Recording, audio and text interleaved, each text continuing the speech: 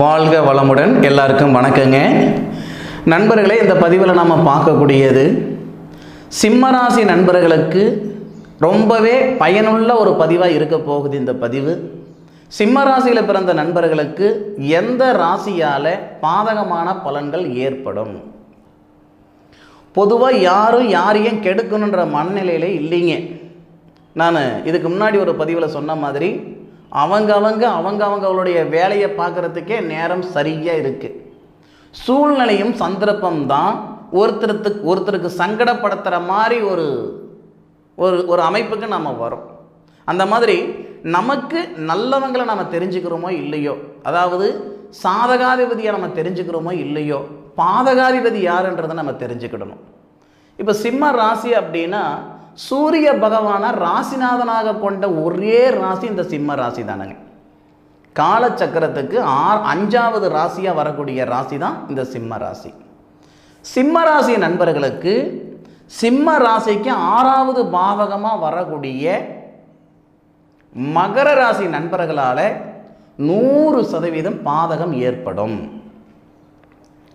எப்படி சார் அப்படின்னா, சிம்ம ராசிக்கு 6வது பாவகமாக வரக்கூடிய சனி பகவான் சிம்ம ராசியாதிபதி சூரிய பகவானுடைய வாரிசு.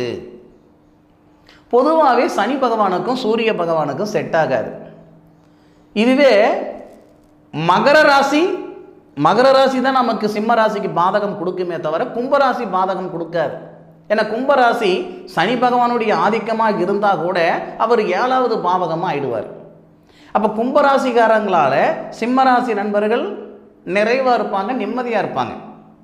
அப்போது மகர ராசிக்காரங்களால் நிறைவாக இருக்க முடியாதா சார், நிம்மதியாக இருக்க முடியாதா சார் அப்படின்னா, ஒரு நேரம் இல்லைனாலும் ஒரு நேரத்தில் சிக்கிக்குவீங்க, சிரமப்பட்டுடுவீங்க.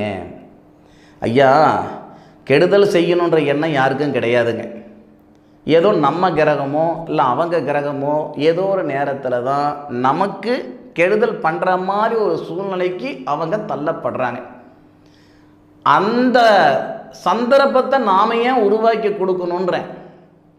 அவங்கள கெட்டவங்க அப்படின்ட்டு அந்த பெயர் சொல்கிற அளவுக்கு நாம் ஏன் நடந்துக்கிடணும். முன்கூட்டியே கொஞ்சம் சூதானமாக இருந்தோம்னா நமக்கு சங்கடங்கள் வராதில்லை. சிம்மராசியில் பிறந்தவங்க நீங்கள் மக நட்சத்திரத்தில் பிறந்தாலும் சரி, பூரம் நட்சத்திரத்தில் பிறந்திருந்தாலும் சரி, சூரிய பகவானுடைய நட்சத்திரமான உத்தர நட்சத்திரத்தில் பிறந்திருந்தாலும் சரி, நம்ம நட்சத்திர பலனை பார்க்குறோம், தோஷங்களை பார்க்குறோம். இதெல்லாம் அப்புறம் எதுக்கு? கல்யாணத்துக்கு. இன்னார கல்யாணம் பண்ணலாமா அப்படின்னு எல்லாம் பார்க்கணும். சிம்மராசிக்காரங்க மகர ராசிக்காரங்களை கல்யாணம் பண்ணிங்கன்னா சாமி சத்தியமாக சொல்கிறேன் பாருங்க, பிரச்சனைகளுக்கு பஞ்சமே இருக்காது. நித்தம் ஒரு சங்கடம். அப்போது ஒவ்வொரு நாளும் ஒவ்வொரு சங்கடத்தில் தான் அவங்க வாழ்ந்துக்கிட்டு இருக்கணும். சந்தோஷமாக வாழ்கிறாங்களே இல்லையோ, சங்கடத்தோடு வாழ பழகிக்குவாங்க. கடைசியில் பிள்ளைகளுக்காக வாழ்ந்துட்டு இருக்கிறேங்க, சமுதாயத்துக்காக வாழ்ந்துக்கிட்டு இருக்கிறேனுங்க, அப்பனுக்காக வாழ்ந்துக்கிட்டு இருக்கிறேனுங்க, ஆத்தாளுக்காக வாழ்ந்துக்கிட்டு இருக்கிறேனுங்க, கடைசி வரைக்கும் அவங்களுடைய வாழ்க்கை வாழ மாட்டாங்க. அப்போ எந்த ஒரு காரணத்தை கொண்டும் சிம்மராசியில் பிறந்த ஆணாக இருந்தாலும் சரி, பெண்ணாக இருந்தாலும் சரி, மகர ராசிக்காரங்களை திருமணம் பண்ணுறது தயவு செய்து விட்டுவிடுங்க. ஐயா, உங்களுக்கு மட்டும் சொல்லல, உங்களால் அவங்களுடைய வாழ்க்கையும் கெட்டு போயிடும். அவங்க மட்டும் சந்தோஷமாக இருக்கிற மாதிரி நீங்கள் மட்டும் சங்கடப்படுற மாதிரி ஒன்றும் கிடையாது. வாழ்க்கைனா 2 பேருடைய வாழ்க்கையும் தானே. ஒரு உதாரணத்துக்கு சிம்மராசியில் பிறந்த ஒரு ஆண் மகர ராசியில் பிறந்த ஒரு பெண்ணை காதலிக்கிறார் அப்படின்னா 4 மாதம் நல்ல விதமாக இருப்பாங்க, அருமையாக இருப்பாங்க, அற்புதமாக இருப்பாங்க. கல்யாணம் 100% இவங்க செஞ்சுக்குவாங்கப்பா அப்படின்ட்டு ஊரே பேசுவாங்க. கடைசியில் என்ன ஆகும்? ப்ராப்ளம் ஆகிடும், பிரிவினைகள் ஆகிடும். அந்த மன அழுத்தத்துலேருந்து வெளியே வரத்துக்குள்ளாரவே போதும் ஆகி போயிடும். ஏன்னா சிம்மராசியாக இருக்கட்டும் மகர ராசியாக இருக்கட்டும் 2 பேருமே ஒருத்தர் விட்டவங்க கிடையாது. இவங்க 100% உண்மையாக இருக்கிறாங்களா, அதே 100% உண்மை மகர ராசிக்காரங்களும் இருப்பாங்க. ஆனால் நம்ம கிரகம் 2 பேருக்கும் செட் ஆகாது.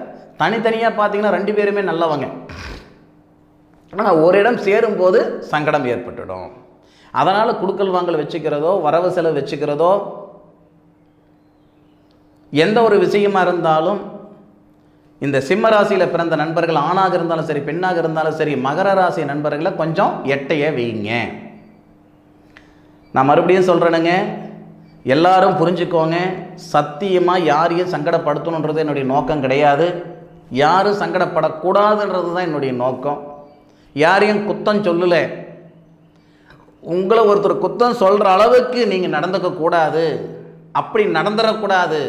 நீங்கள் நடந்துக்க போகிறது இல்லை, உங்களுடைய சூழ்நிலை சந்தர்ப்பம் அப்படி நடக்க வச்சிடும். நாம் என்னத்துக்கு அடுத்தவங்களுக்கு சங்கடம் பண்ணுற இடத்துக்கு போய் நிற்கணும்? நம்ம கொடுத்து தான் பழக்கப்பட்டிருக்கோம், வாங்கி பழக்கப்படலை. யார்? மகர ராசிக்காரங்க.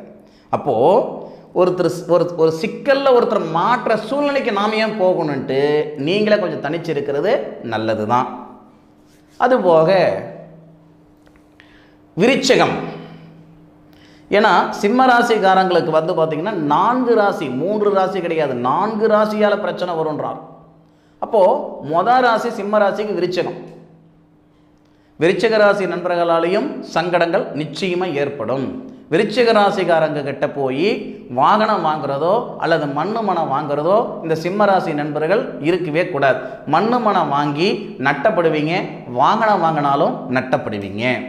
2வது ராசி தான் சிம்ம ராசிக்கு மகரம். 3வது எந்த ராசின்னு பார்த்தீங்கன்னா ரிஷபம்.